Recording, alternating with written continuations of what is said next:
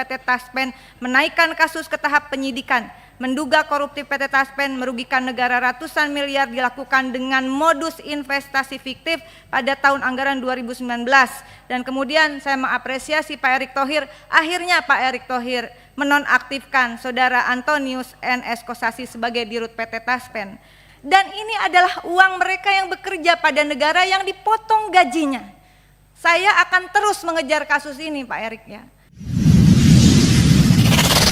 Assalamualaikum warahmatullahi wabarakatuh. Salam sejahtera untuk kita semua. Om Swastiastu, Namo Buddhaya, salam kebajikan, rahayu. Pertama-tama selamat menjalankan ibadah bulan suci Ramadan. Semoga pertemuan kita ini benar-benar membawa barokah untuk kemaslahatan rakyat bangsa dan negara.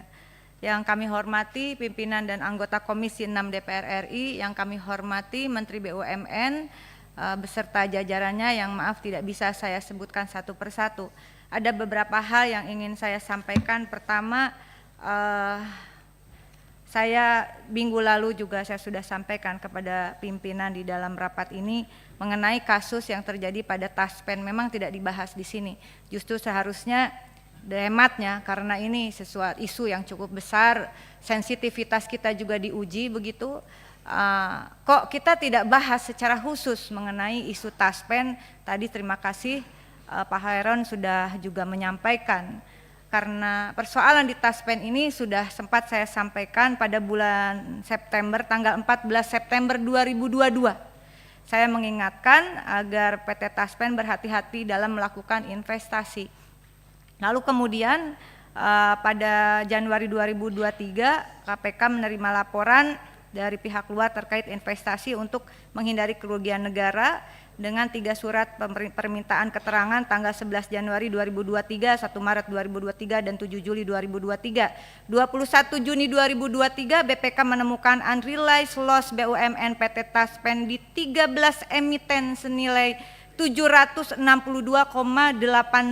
miliar. 1 September 2023 mantan istri Dirut Taspen, yaitu Dirut Taspennya, saya selalu ingat wajahnya karena beliau selalu pakai kopiah begitu, jadi kelihatan sangat soleh, namanya Pak Antonius Kosasi. Ya, saya tidak tahu tujuannya pakai kopiah itu apa. Nah, kemudian 3 September 2023 Corporate Secretary PT Taspen Mardiani Pasaribu mengaku tidak ada temuan material terkait pengelolaan investasi maupun operasional, serta tidak ada dana investasi yang dipergunakan untuk hal-hal yang tidak ada kaitannya dengan kegiatan usaha perseroan. Maret 2024 bulan ini KPK melakukan pengusutan terhadap dugaan korupsi di PT Taspen, menaikkan kasus ke tahap penyidikan. Menduga koruptif PT Taspen merugikan negara ratusan miliar dilakukan dengan modus investasi fiktif pada tahun anggaran 2019. Dan kemudian saya mengapresiasi Pak Erick Thohir, akhirnya Pak Erick Thohir menonaktifkan Saudara Antonius N.S. Kosasi sebagai Dirut PT Taspen. Saat ini KPK mengaku masih mengembangkan penyidikan terhadap kasus ini. Bapak Ibu yang kami hormati, dalam mencermati beberapa pemberitaan terakhir, PT Taspen di Desember 2023 melayani 6,79 juta orang peserta. Sempat dikatakan akan di tahun lalu kalau saya tidak salah, Kementerian Keuangan mengatakan akan menghentikan pensiun karena membebani APBN. Dan kita sama-sama sepakat waktu itu Pak Erick, saya masih ingat, kita sangat tahu bahwa uang di Taspen bukan uang BUMN atau uang Kementerian Keuangan atau dari APBN, tetapi itu adalah uang cost sharing antara pekerja dan pemberi kerja.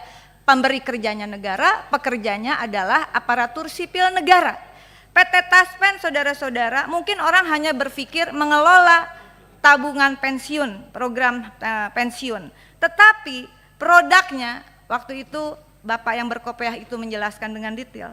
Programnya adalah jaminan kecelakaan kerja, tabungan hari tua, dan jaminan kematian. Dan ini adalah uang mereka yang bekerja pada negara yang dipotong gajinya. Saya akan terus mengejar kasus ini Pak Erick ya. Mudah-mudahan kita bisa berkolaborasi seperti kita mengungkap kasus Jiwasraya dan Asabri. Jangan Pak, potongan upah orang yang bekerja, dari keringat orang yang bekerja, ditinjau dari hukum sudah pasti salah. Ditinjau dari sudut agama manapun saya kira tidak ada yang membenarkan Bayangkan orang dipotong gajinya tiap bulan, tahu-tahu uangnya raib. Bapak disampaikan tadi ada sekitar 762,82 miliar uang yang investasinya nggak jelas, Pak.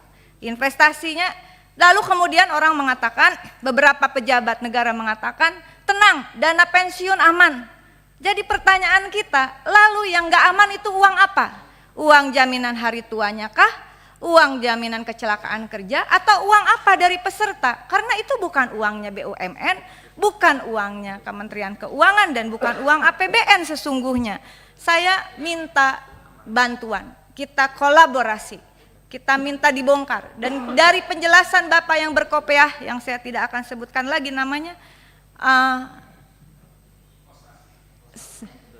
Antonius namanya ya. Jadi saya merasa, Pak, ini di akhir jabatan kita bersama periode ini, Pak. Di sini ada Bapak yang sering berkomunikasi, kita bekerja keras untuk membantu nasabah Jiwasraya dan sebagainya. Tolong bantu, Pak. Ini uang pensiunan. Waktu itu dikatakan bahwa, tadi ada yang menanyakan, siapa yang menentukan investasi di PT Taspen? Bukan Menteri Keuangan, bukannya Kementerian BUMN, tapi Kementerian Keuangan yang menentukan. Oleh karena itu dalam kesempatan terbuka ini, karena saya juga sedang live, KPK kalau memang serius ditelusuri juga ke Kementerian Keuangan. Karena ketentuan investasi THT, tabungan hari tua berupa deposito, obligasi, saham, reksadana, penyertaan langsung dan properti. Koreksi jika saya salah, Pak Menteri. Tetapi saya kira di sini ada juga campur tangan dari Kementerian Keuangan untuk investasi mengenai program-program dalam jaminan sosial. Itu mengenai Taspen, Bapak mohon bantuannya. Apakah nanti jawaban tertulis saja, Bapak? Jangan, Pak, kita jangan. Udahlah, kita semua yang ada di sini, kalau kami mungkin insya Allah kita dilantik lagi karena hasil penghitungan KPU yang terpilih itu akan dilantik lagi. Tapi di jajaran BUMN belum tentu loh, ya. Siapapun belum tentu. Ini kesempatan kita. Ini bulan Ramadan, yolah kita ibadah, Pak. Bongkar, Pak. Saya yakin Pak Erik bisa karena sudah menangani kasus Jiwasraya Asabri yang sebenarnya bukan pada masa pemerintahan Pak Erik, pada masa jabatan Pak Erik. Untuk Taspen saya yakin kita bisa kerjasama untuk membantu para aparatur sipil negara. Yang kedua mengenai pangan, Bapak. Di sini tadi sudah disampaikan permintaan suntikan dari APBN 44,249 triliun. Salah satunya untuk ID Food. Saya hanya akan men-state dalam persoalan pangan ID Food. Kemarin kita kritik bersama. Mahal itu, Pak, jualannya, Pak. Ngapain mesti ada ID Food? Betul kata ada Deddy Sitorus dan teman saya yang satu lagi. Sudah ada Bulog, perkuat saja Bulog, Pak. ID Food jualannya mahal dan kemudian Bulog juga ada masalah serius. Tapi saya tidak melihat Bulog di sini mendapatkan bantuan keuangan, padahal juga Bulog membutuhkan dukungan terkait beberapa hal di dalam masalah keuangannya. Harus diberesin Bulognya dulu, Pak. Bulog belum selesai, lalu ada ID Food, Pak. Di Bulog itu, Bapak, ada rumah pangan. Rumah pangan itu bermitra dengan masyarakat. Ada sistem yang baru saja berubah saya kira ya setelah pergantian dirut yang baru ini kalau saya tidak salah. Saya mendapatkan laporan dari mitranya rumah pangan kita.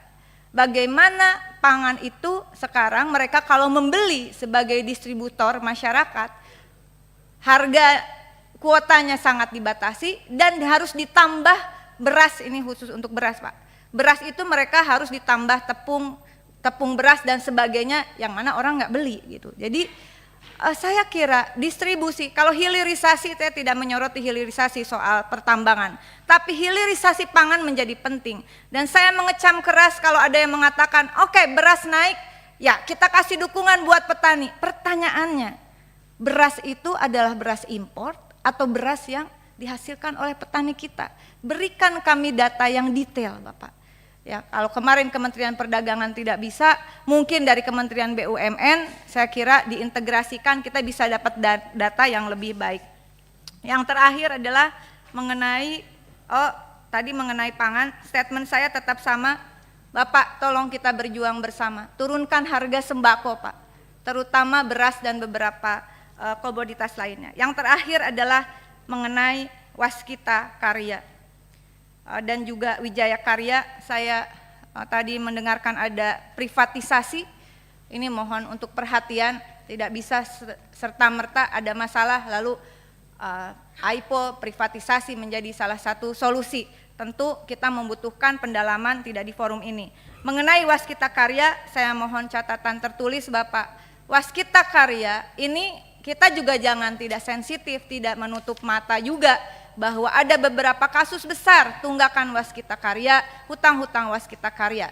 Apakah permintaan PMN ini, suntikan dari APBN terhadap Waskita Karya? Semoga tidak. Ya, semoga tidak. Saya harap tidak. Tidak untuk melunasi hutang-hutang Waskita Karya kepada perbankan maupun pada vendor-vendor yang menjadi mitra Waskita Karya. Saat ini saya kira semua informasi serba terbuka dan kita yakin bahwa kita bisa bekerja sama dengan baik. Sekali lagi Pak Menteri BUMN dan seluruh jajaran di Kementerian BUMN, selamat berjuang. Kita insya Allah bisa berjuang bersama. Sekali lagi selamatkan dana di PT Taspen, ditabongkar.